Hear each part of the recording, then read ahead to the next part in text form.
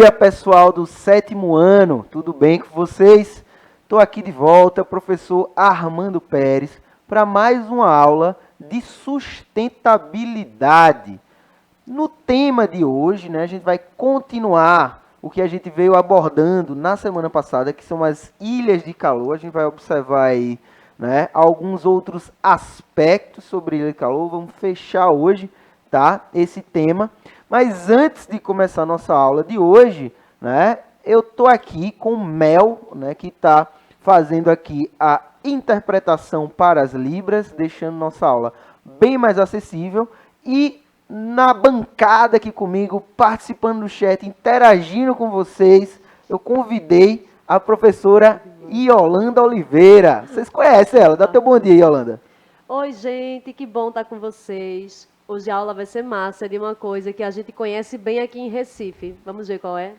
Isso mesmo, né? A professora já entrou na vibe aí, né? A gente conhece muito bem aqui em Recife e essas consequências que a gente vai ver, né? A parte da aula de hoje a gente vai trabalhar muito as consequências da ilha de calor. Lembrando aí do aplicativo do Educa Recife, que é importante para vocês, de também assistir às reprises, caso você não consiga assistir, ó, tá aqui o QR Code aí na tela para vocês, tá? Assistir as reprises, compartilhar, enfim, estudar é muito importante. Use a forma que for mais confortável para vocês. Beleza?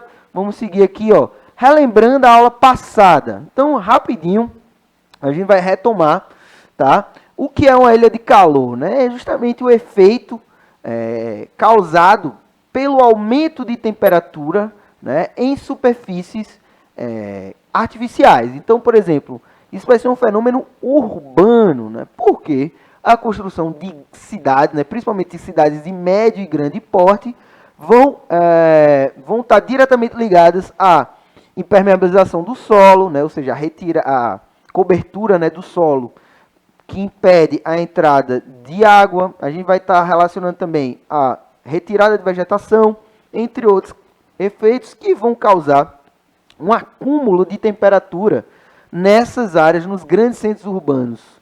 Então isso vai gerar as famosas ilhas de calor. Na aula passada a gente viu as suas causas, nós vimos também as formas de mitigar e demos uma olhadinha no Estatuto das Cidades, que vai pintar aqui daqui a pouco. Então, se você não lembra desses tópicos, se não está muito seguro, não está muito segura, volta lá, né, se estiver vendo no YouTube. Se não, fica aí, dá uma olhada, né, já complementa. Se está vendo no YouTube, volta lá e assiste a aula passada, beleza? Então, vê só. O Estatuto das Cidades, que eu trouxe para vocês, ó, tá aqui na tela, mas só rapidamente passar que toda a atividade, né, deve considerar os efeitos positivos e negativos e aí ele vai enumerar aí as questões que devem ser observadas, né? Adensamento populacional, uso e ocupação do solo, a ventilação e a iluminação, o patrimônio natural, cultural e por aí vai. Então, é lei, minha gente, tá? O que a gente está falando aqui é porque muitas vezes essas consequências, esses efeitos, vão ocorrer pelo não cumprimento, pela não observação ou pela simples vista grossa, né, que infelizmente ocorre aqui, né, nas nossas cidades. Ok? Vamos seguir. Isso tem a ver com quem produz o espaço urbano. Então, num esquema mais científico sobre as ilhas de calor, né, nós temos aí os efeitos. Né? Eu trouxe aqui esse esqueminha para vocês, para a gente ver, né, o que é que gera a ilha de calor. Então, tem variáveis que são controláveis, tem variáveis que não são, tá? E que a gente tem como principal fonte aí, emissora, o Sol. Então, tem o Sol, aí vai impactar, né, vai gerar as variáveis não controláveis, que são as condições climáticas, né, a sazonalidade, o vento, a nebulosidade, tudo isso tem a ver com o clima, mas que esse tipo de efeito recebe influência, né, das ações humanas, foi o que a gente viu, né, e é o que a gente vai ver hoje como consequência, tá? Então, é importante a gente entender que algumas questões climáticas, elas vão sim receber influência dessa alteração humana, né, a relação sociedade e natureza. Beleza, pessoal? Então, vamos seguir aqui. Nós já vimos aí nas nossas aulas passadas o impacto, por exemplo, das atividades econômicas em cada bioma do Brasil, tá? Então vocês já estão ligados e ligadas que essas ações humanas vão gerar efeitos também, né, na dinâmica da natureza. Vamos continuar aqui, ó. Então, já iniciando os conceitos, né, os temas da aula de hoje, né, como é que se observam a ilha de calor? Então, esse fenômeno ele vai poder ser observado, né, bem mais recentemente. Por quê? Porque, além da percepção que as pessoas têm, esse bairro é bem mais quente do que um bairro que está mais no limite da cidade, um bairro que é mais arborizado. Tá? Além dessa percepção individual, né, a famosa percepção empírica, ou seja, você está ali sentindo aquela emoção, né, a gente tem a observação científica que é dada, né, feita a partir de determinados instrumentos, né, de determinados recursos técnicos que vão permitir a gente comprovar cientificamente, né, a partir de método científico, vai comprovar que esses efeitos eles não são meramente, né, uma percepção individual. Então nós temos aí, ó, os registradores contínuos de temperatura do ar e da umidade relativa do ar, né, balões meteorológicos e imagens de satélites. Vão ser os principais que nós vamos ter.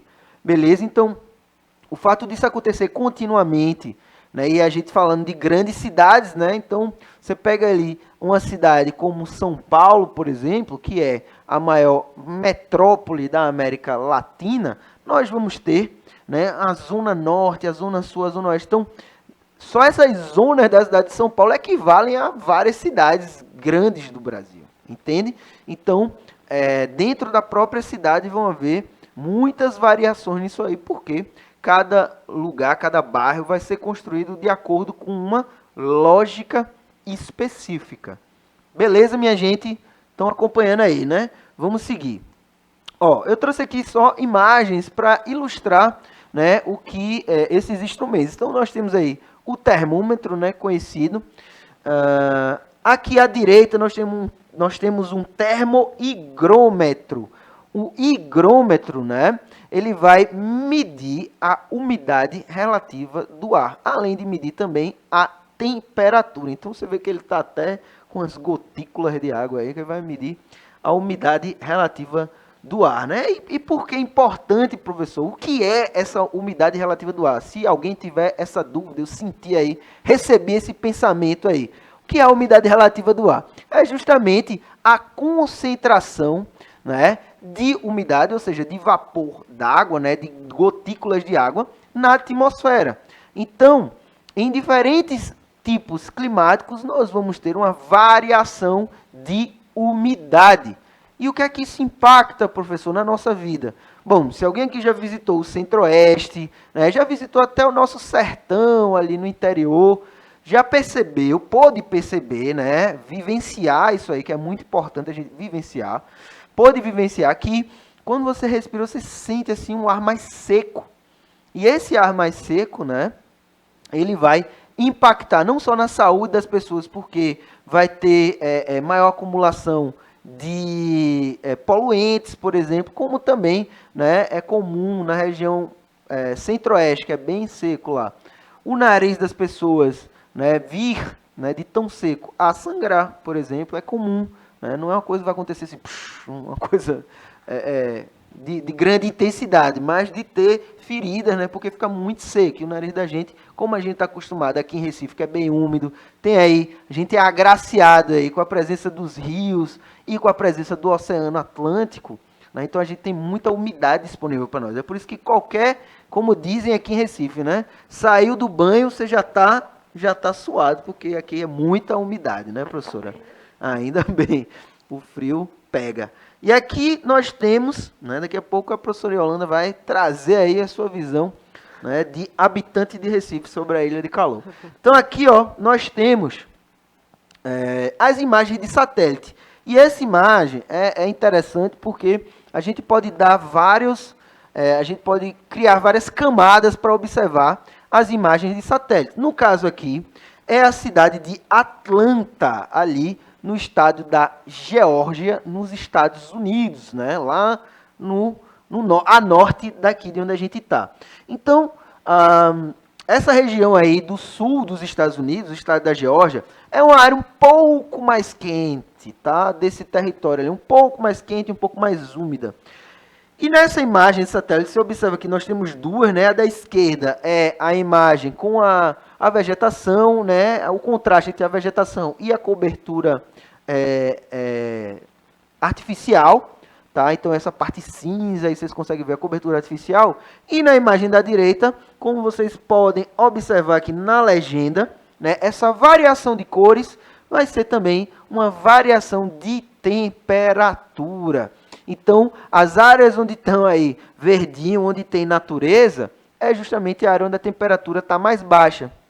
As áreas onde estão um vermelho mais intenso são as áreas onde a temperatura acumulada está mais alta. Então, isso, né, deixa claro, que já é óbvio, né, que a gente sabe, que o concreto, as construções artificiais de determinados materiais, né, o amianto, por exemplo, é muito comum a gente ter telha de amianto, né, aquela famosa brasilite, né, que tem... Eita, eu acho que não é. Enfim. Já foi, professor. Um tipo de telha, né? Mas que tem ali no seu composto amianto. Tem ali no seu composto amianto, né, que é um produto que vai ajudar, né, a acumular energia ali. Né? Então vai guardar o calor. Beleza? Vamos seguir aqui. Ó, e a gente já vai passar para a parte, digamos assim, principal do nosso tema, né, da nossa aula de hoje, que são as consequências. Então, nós vimos as causas e agora vamos observar as consequências das ilhas de calor. Né? Sempre lembrando, minha gente, que os efeitos que são locais, né, a gente tem que, quando a gente vai observar impactos ambientais, a gente tem que observar todo um contexto. Né? Por quê? Porque muitas vezes as causas vão ser geradas em lugares diferentes. Ou as próprias consequências também vão ser sentidas em lugares diferentes de onde elas foram criadas. No caso aqui, como a gente tem um lugar determinado, específico, né? A gente está falando de cidades grandes e médias, então esses impactos vão ser gerados nesses lugares. Tá? Então, vamos manter isso na observação. Então, o primeiro ponto aqui, ó, surgimento de problemas com a saúde relacionados à umidade do ar ficar muito baixa. Então, aquilo que eu já falei para vocês, né, principalmente a população idosa e a população infantil, né, e chamando também, destacando os bebês, mas são fases da vida em que a gente tende a estar mais frágil, mais suscetível também a essas mudanças sensíveis, né? Então, uma pessoa já mais velha talvez não sinta. Então, muitos casos de asma, por exemplo, estão relacionados a isso. Por quê? Porque nunca é um efeito só, né? Então, a gente vai ter a ilha de calor com a poluição, isso junto vai dar o quê? Problemas respiratórios. E vai impactar o quê? O sistema de saúde. Então, em grandes capitais como São Paulo, por exemplo, quando começa determinados períodos do ano, né, é nítido, né, já se tem estudos sobre isso, o aumento na presença de pessoas em hospitais para serem atendidas com problemas respiratórios. Segundo ponto, o aumento do consumo de eletricidade por causa do uso excessivo de refrigeração. Então, é aquele processo, né? Então, está mais quente dentro de um prédio. Vamos imaginar prédio, porque a gente está falando, né, de grandes centros urbanos. Está dentro lá de um prédio de escritórios. E aí, nesse prédio de escritórios, as pessoas, né, a própria estrutura do prédio já não foi feita para ter uma ventilação, para ficar de janelas abertas, né, muitas vezes. E aí, devido ao calor, você vai ter até as áreas comuns, por exemplo, você vai ter a área de almoço no ar-condicionado. Você vai ter a área de reunião no ar-condicionado. Além do ambiente, comum, né, da área comum também tender a ser no ar-condicionado. Então, em dias de temperatura mais elevada, né, de maior calor, vai também aumentar o consumo, né? Vai começar mais cedo e vai terminar mais tarde, porque essa temperatura ela fica guardada também nas estruturas, né?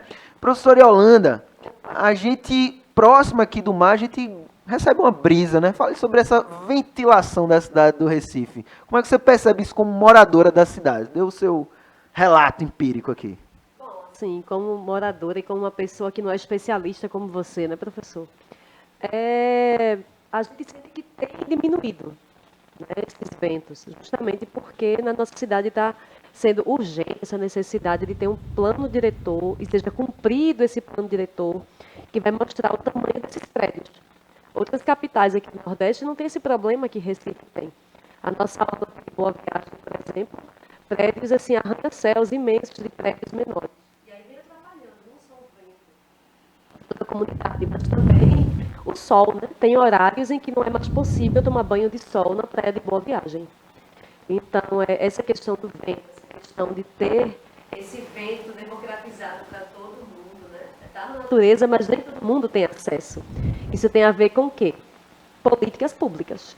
Exatamente. Então a gente viu ali, né, o plano diretor. Isso que a Yolanda trouxe para a gente é justamente a necessidade de ser cumprido o plano diretor, né? E aí, vê só, dentro do que ela falou, procure aí depois, se você tiver tempo, né, tiver interesse, a privatização dos ventos marítimos em Recife. Tem estudos sobre isso, tá? Fica aí a dica. Então, a intensificação do fenômeno do aquecimento global pelas emissões atmosféricas. Então, né, vai começar aquele ciclo ali de impacto. Então, se está muito quente, tem mais ar-condicionado, se tem mais ar-condicionado, tem mais CFC na atmosfera, se tem mais CFC, vai impactar no aquecimento global. O que é CFC? Vou ajudar aqui, Mel. CFC é clorofluorcarbono. Clorofluorcarboneto, tá? Clorofluorcarboneto é um produto que vai estar presente nos ar-condicionados, por exemplo, que vai ser emitido e causa impacto, né, causa pressão aí nas mudanças climáticas, beleza? No efeito estufa. Então, ó, também temos aí como outro ponto o aumento da formação de ozônio no solo pela reação de compostos orgânicos voláteis com a luz solar. Veja que complexo. Eu vou trazer aqui para você o seguinte, né? Determinadas bactérias que estão no solo vão reagir mais ou menos com a presença de luz solar. E muitas dessas bactérias vão produzir também gases que vão gerar pressão no efeito estufa, né? Como entre eles o ozônio. Beleza? Então a gente tem ali o buraco na camada de ozônio, e esse buraco na camada de ozônio, apesar de ter sido controlado, né, porque foi uma pressão muito grande, tá, para controlar esse ozônio, ele ainda continua sendo produzido e ele ainda existe, tá? Não deixou de existir não. Diminuiu, mas não deixou de existir. Beleza? Vamos continuar aqui. O aumento da temperatura da água nessas regiões, o que afeta diretamente o habitat aquático, né? Então, a gente falou aqui da presença, né, dos corpos hídricos na cidade de Recife, e a vida nesses lugares ela é também impactada com esse aumento de temperatura, né? O comportamento dos animais, eles vão se alterar, eles vão mudar. A presença também desses animais. Eu estava vendo recentemente, que antes de mostrar essas imagens aqui, eu estava vendo recentemente que uma baleia belunga, eu não tenho uma foto de uma baleia belunga aqui, que eu não, é uma coisa que eu trouxe, que eu vi, uma baleia belunga que vive lá no Mar do Ártico, lá no norte, na região polar, foi encontrada no rio Sena, né, que é um rio que corta Paris, ou seja, muito ao sul de onde ela deveria estar, né? Então, provavelmente essa baleia ela se perdeu aí num processo de migração por causa da temperatura da água. Então, ela teve que sair da região dela, teve que se deslocar para outras áreas, né? E nesse deslocamento ela se perdeu.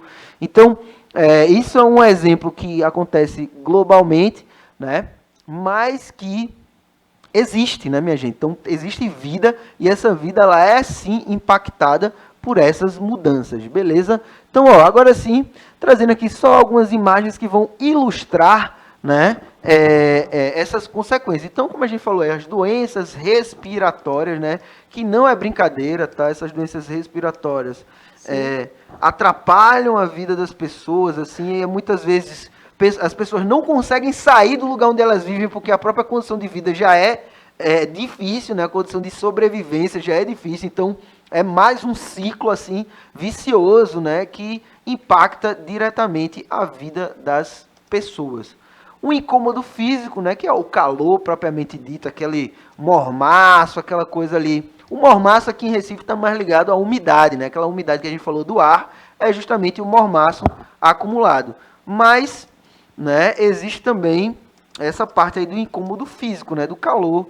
E aí, no exemplo que a gente falou sobre a privatização dos ventos urbanos, né, dos ventos marítimos, o paredão de prédio ali em Boa Viagem gera uma sensação de maior calor nos bairros que estão atrás, né, imediatamente atrás, em Boa Viagem também, mas, por exemplo, na região ali de Afogados, do Jordão, naquela área ali, depois de Boa Viagem, a gente vai ter impacto ali, que é justamente sentido através desse incômodo físico, beleza? O aquecimento global, como eu falei para vocês, né, tá aí, acabei de falar do Ártico, né, então nós temos aí ursos polares que estão na região polar norte, né, ártica, e aqui um exemplozinho, né, nessa imagem para vocês lembrarem do efeito estufa, que é a quantidade de calor que fica presa na atmosfera terrestre. E aí pensa, se a gente está tendo um processo de aquecimento global e a gente já tem cidades que têm ilhas de calor, o que é que vai acontecer se a temperatura geral do planeta aumentar 2 graus, aumentar 3 graus? Percebe? Então, não é só uma questão de resolver localmente, tem que se pensar também globalmente. Tá? Então, beleza, aconteceu o aquecimento global, isso vai só impactar lá o gelo que está derretendo? Não, não, não. Isso impacta de diferentes formas os lugares, né? Porque se já é quente, se já tem uma ilha de calor atualmente, imagina com 2 graus a mais. Percebe? Então, vamos seguir aqui, ó. Aqui um exemplo, né, do aumento da temperatura em corpos hídricos, que vai causar aí o aumento também da proliferação, por exemplo, de algas e de bactérias que consomem o oxigênio da água, e esse oxigênio desaparecendo, os peixes também vão morrer, minha gente. Então, esse aumento de temperatura, ele está também ligado a esse processo aí de mortandade de animais, né? De alteração da vida dentro daqueles lugares. Vamos adiantar aqui que ainda tem umas coisinhas. Então, outra consequência local, e essa daqui é bem sentida em Recife, professora, que é justamente os alagamentos. Você sabia que as ilhas de calor também tem a ver com aumento, né, com o excesso de chuvas em determinados perímetros urbanos, né? Por quê? Porque se o lugar é mais impermeabilizado, a água vai escoar menos. Se a água vai escoar menos, ela vai se acumular e vai evapotranspirar. Acontecendo o quê? Um acúmulo daquela umidade ali, que vai chover e vai ficar aí, ó, como eu trouxe, é um ciclo, minha gente. Aqui, ó, só para fechar essas consequências locais, tá? Inundações, né? Essas inundações, elas vão fazer o quê? Elas vão invadir as casas e as vias públicas, trazendo perdas materiais, né? De imóveis, danificação de automóveis, objetos, a proliferação de doenças como a malária, hepatite A, febre amarela, leptospirose, tá? Então, percebe que quando a gente analisa, minha gente, esses impactos ambientais, a gente tem que ver o todo. A gente não pode achar só porque botou tem lixo no bueiro, né? Que parece que desde criança eu escuto isso, só tem inundação porque tem lixo no bueiro. Não, o lixo no bueiro, beleza, é algo que dá pra gente ver. Só que tem efeitos ali que não estão tão nítidos assim, não são tão diretos. Então a gente tem que parar, observar, tem que principalmente estudar, ler sobre essas coisas aí para perceber, né, o todo, beleza? E aqui eu já vou trazer uma sugestão de atividades para vocês. Joga aí, Juninho, por favor, na tela. Ó, para quem não conhece, essa daqui é a nossa cidade, né? Essa aqui é a cidade do Recife. Tá aí destacado os 2 rios, né? Tá quase toda a cidade do Recife aqui, tá? Tá aí destacado os 2 rios, o Capibaribe e o Beberibe, né? O de amarelo é o Capibaribe, o vermelho é o Beberibe. nós temos esse destaque aí e eu quero que vocês observem, justamente para perceber, né, essa mancha urbana da cidade de Recife. Tá? Essa área aí, lembra que a gente viu lá a imagem de satélite de Atlanta? Então vamos imaginar aqui, se a gente pegar a mesma lógica, né, de onde tem área verde, tem a menor temperatura, onde tem área alterada, né, onde tem paisagem alterada, ter a maior temperatura. Então, para isso, eu trago aqui, ó, observando a imagem de satélite de Recife, escreva em seu caderno quais os bairros possuem maior presença de cobertura vegetal. Então, ó, você vai ter que... Volta aqui para mim, por favor. Você vai ter que olhar na internet aí, esse buscador que tem aí, né? Vai lá, olha o mapa do Recife, vê os bairros, procura o teu bairro também, dá para aproximar, ó, fazer um zoom assim para olhar de perto. Vê as áreas do teu bairro que tem cobertura vegetal. Vai lá, vê se é mais fresquinho, ó, vai no lugar, né? Isso é muito geografia, você ir lá ver, né? Então aproveita, faz um trabalho de campo aí, vão todo mundo lá numa praça, numa coisa, para ver como é a temperatura. Porque quando a gente reconhece isso, quando a gente visualiza isso, a gente passa a valorizar, professora Yolanda. Se despede do 7º ano aí dessa semana. Tchau, pessoal. Até a próxima aula. E, ó, foi como o professor disse, vão andar pela cidade. Exatamente, para a gente perceber essas mudanças, pessoal, a gente precisa conhecer a nossa cidade. Então, eu deixo aqui essa dica, né? A gente deixa aqui essa dica para vocês. Vão conhecer a cidade, observar, ver os parques, ver as árvores que ainda restam na cidade. Porque quando a gente vê, a gente identifica e identificando, a gente consegue lutar por aquilo ali, né? A gente consegue se importar com aquilo ali. Beleza? Agradeço ao pessoal da técnica aí por todo o trabalho. Boa semana para vocês, 7º ano. Tchau, tchau.